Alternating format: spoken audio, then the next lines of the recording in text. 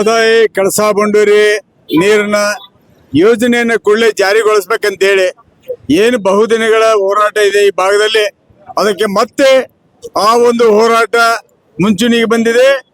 ಈಗಾಗಲೇ 3ನೇ ದಿನದಲ್ಲಿ ಹುಬ್ಬಳ್ಳಿ ಮಹಾನಗರದಲ್ಲಿ ಕಳಸಾ ಬಂಡೂರಿ ಹೋರಾಟ ವೇದಿಕೆ ಮೂಲಕ ನಿರಂತರವಾದ ಹೋರಾಟವೇ ನಡೆದಿದೆ.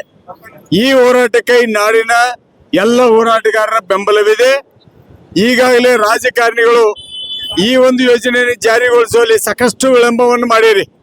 ಹಲವಾರು ಚುನಾವಣೆ ಸಂದರ್ಭದೊಳಗೂ ತಾವು ಸುಳ್ಳು ಹೇಳ್ಕೊಂಡು ಈ ಯೋಜನೆಯನ್ನು ನಾವು ಜಾರಿಗೊಳಿಸೇವೆ, ನಾವೇ ಮಾಡ್ಲಕತ್ತೇವೆ, ನಾವು ಈ ಕೂಡಲೇ ಮಾಡ್ತೇವೆ ಅನ್ನುವಂಥ ಸುಳ್ಳು ಹೇಳ್ಕೊಂಡು ಇಲ್ಲಿವರೆಗೆ ಬಂದಿರಿ.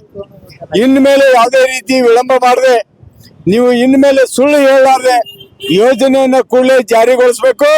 ಬೇಕಾದಂತ ಅದಕ್ಕೆ ಕ್ಲಿಯರೆನ್ಸ್ ಏನಿದೆ ಕೇಂದ್ರ ಸರ್ಕಾರದಿಂದ ಆ ಕೊಡಿಸುವಂತ ಕೆಲಸವನ್ನ ಈ ಭಾಗದ ಪ್ರಮುಖ ಕೇಂದ್ರ ಸಚಿವರು ಸಂಸದರು ಆದಂತ ಪ್ರಹ್ಲಾದ್ ಜೋಶಿ ಅವರು ಮಾಡ್ಬೇಕಂತೇಳಿ ನಾನು ಅವರಲ್ಲಿ ಒತ್ತಾಯ ಮಾಡ್ತೇನೆ.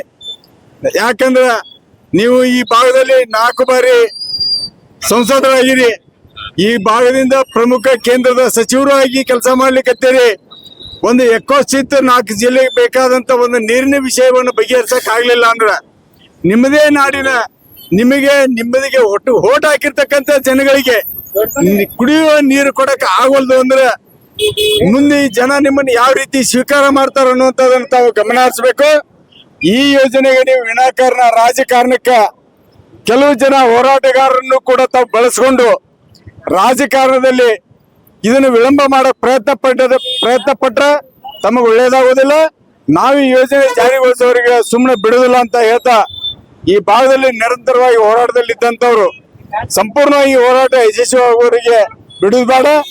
ಈಗ ನಾವು ಇಲ್ಲಿ ಸೇರಿರ್ತಕ್ಕಂಥ ಎಲ್ಲ ಪ್ರಮುಖ ಹೋರಾಟಗಾರರ ಜೊತೆಯಾಗಿ ಸೇರಿ ಇದನ್ನು ಇನ್ನೂ ಹೆಚ್ಚಿನ ಪ್ರಮಾಣದಲ್ಲಿ ಯಾವ ರೀತಿ ಹೋರಾಟವನ್ನು ಮಾಡಬೇಕು ಎಂದು ನಾವು ಇಡೀ ನಾಡಿನ ಈ ಭಾಗದ ನಗರದ ಜನಗಳನ್ನ ಸೇರಿಸಿಕೊಂಡು ಆ ಹೋರಾಟವನ್ನು ದೊಡ್ಡ ಪ್ರಮಾಣದಲ್ಲಿ ಹಮ್ಮಿಕೋಬೇಕು ಅನ್ನೋದಕ್ಕೂ ನಾವು ಹಮ್ಮಿಕೊಳ್ಳೋಕೆ ಪ್ರಯತ್ನ ಮಾಡ್ತೇವೆ.